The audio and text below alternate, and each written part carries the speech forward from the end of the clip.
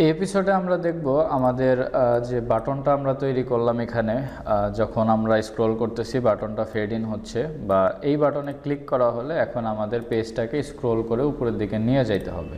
তো এটা আসলে আমরা এখন কিভাবে করব দেখেন। তো ফার্স্ট অফ অল আমাদের কি করতে হবে, document dot get element by ID দিয়ে আমাদের যে স্ক্রল টপ যে বাটনটা আছে সেটাকে ধরতে হবে। ধরে আমরা একটা অ্যাড ইভেন্ট লিসেনার করব, অর্থাৎ একটা ইভেন্ট অ্যাড করে দিব। সেই ইভেন্টটার নামটা হবে হচ্ছে ক্লিক করা হলে একটা ফাংশন হবে। তো এই ফাংশনটা আসলে কি কাজ করবে, এখন এই ফাংশনটা করবে হচ্ছে এই জায়গাটাতে ক্লিক করলে সে এটাকে স্ক্রল করে উপরের দিকে নিয়ে যাবে আর কি। তো কোনটাকে স্ক্রল করে উপরের দিকে, উইন্ডোটাকে স্ক্রল করে উপরের দিকে নিয়ে যাবে। তো উইন্ডোটাকে স্ক্রল করে কোথায় নিয়ে যাবে, একদম টপে নিয়ে যাবে, এট দ্য ভেরি টপ। তো এইটা করার জন্য আমরা কি করব, তাহলে স্ক্রল টপে ক্লিক করলাম। তাহলে এখন আমাদের কি করতে হবে, উইন্ডোটাকে স্ক্রল করতে হবে, তাই না? তো উইন্ডোটাকে স্ক্রল করার জন্য আমাদের কি করতে হবে, উইন্ডো ডট স্ক্রল টু নামে একটা জাভাস্ক্রিপ্টের মেথড আছে, সেটা আমরা ইউজ করতে পারি। তো স্ক্রল টু নামে জাভাস্ক্রিপ্ট এটা ডিফল্ট একটা ফাংশন বলা যায়, ফাংশন বা মেথড যেটাই হোক। উইন্ডো ডট স্ক্রল টু এটার কাজটা হলো যে আপনি আপনার উইন্ডোটাকে কোন দিকে স্ক্রল করাইতে চাচ্ছেন সেটা আপনি এখানে মেনশন করতে পারবেন।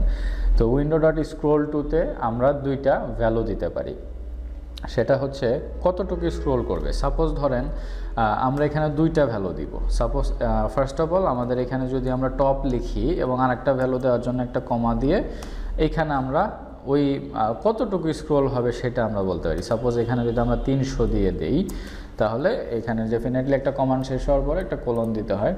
তো এখন ব্যাপারটা হচ্ছে যে এখানে ক্লিক করা হলে সে 300 পর্যন্ত মানে 300তে স্ক্রল হয়ে থেমে যাবে। তার কারণ হলো উইন্ডোটাকে স্ক্রল হবে টপ থেকে 300, মানে টপ থেকে 300 পর্যন্ত সে স্ক্রল হয়ে যাবে, তাই না? এটাই আমরা বললাম এই জায়গাটাতে।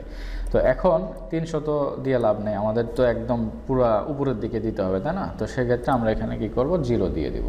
তাহলে কি করলাম আমরা, উইন্ডো ডট স্ক্রল টু নামে একটা জাভাস্ক্রিপ্টের প্রিডিফাইন্ড ফাংশন। তো এটা আমরা ইউজ করলাম। এটার ভিতরে দুইটা প্যারামিটার দেওয়া যায়, একটা হচ্ছে মানে দুইটা ভ্যালু দেওয়া যায়, সেটা হলো কোন জায়গা থেকে মানে কোন দিকে স্ক্রল হবে, মানে কোন দিকে স্ক্রল হবে সেটা মেনশন করলাম যে টপ উপরের দিকে স্ক্রল হবে এবং কতটুকু স্ক্রল হবে, মানে কোন জায়গায় যে ঠেকবে আর কি।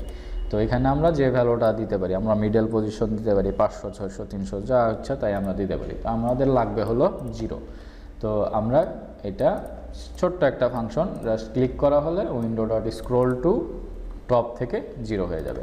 এখন যদি আমরা ধরেন এখানে একটা রিলোড দিয়ে নিচের দিকে আসি, তাহলে এখানে ক্লিক করলে আবার উপরের দিকে চলে যাচ্ছে, একদম এক্স্যাক্ট কনসেপ্ট। তো এখানে ক্লিক করা হলে একদম উপরের দিকে চলে যাচ্ছে।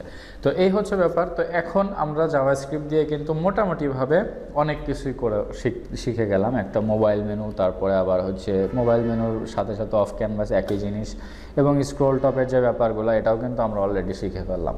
তো নেক্সট এপিসোডে আমরা দেখব যে হেডারটাকে কিভাবে আমরা স্টিকি হেডার বানাইতে পারি। একদম ধরেন এখানে স্ক্রল করার পরে দেখবেন যে অনেক ওয়েবসাইটে হেডার, স্টিকি হেডার নামে একটা অপশন চলে, মানে হেডারটা মানে ফেড ইন হয়ে সবসময় এই লেভেল বরাবরই থাকে, সবসময়ের জন্যই থাকে। এটা বিভিন্ন ওয়েবসাইটে দেখা যায়। তো আমরা আগামী এপিসোডে হেডার স্টিকিটা কিভাবে করা যায় সেটা